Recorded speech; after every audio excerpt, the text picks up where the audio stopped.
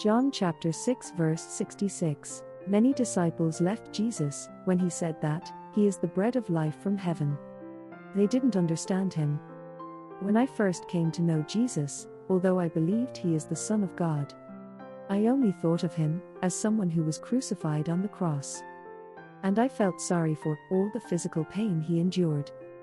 But as time passed, and I got to know Jesus more deeply, I became more certain that he is the bread of life that came down from heaven for the salvation of our souls, and that he is the way, the truth, and the life. I also realized that, even on the cross, Jesus was full of trust in God, and had peace in his heart. In Luke chapter 23 verse 28, Jesus told the women not to weep for him. When I stand before God one day, what will truly please him? Isn't the most important and valuable thing to God how closely I walked with Jesus in my heart during this life? I imagined there are two people. One who is close to my son, learns from him, helps him, is helped by him, is thankful to him, knows him well, and talks about him to me. And another, who doesn't know my son at all, or knows him, but is not close. Who could give me greater joy?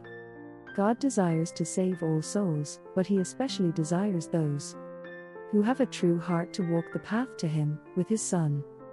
That may be one of the reasons he sent his beloved Son to us. God listens to the voice of our hearts every day, always.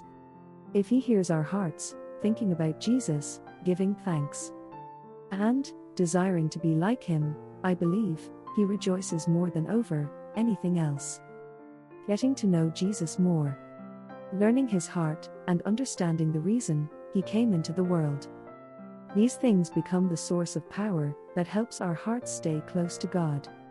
If we do not truly understand this in our hearts, we will be like the disciples, who, having received the privilege of knowing Jesus, neglected it and turned away. But if we are willing to know Jesus more, and understand God's will more deeply, our merciful God will help us stay in him. He will open our eyes and ears of the heart to help us understand better. And he will help us become more familiar with Jesus.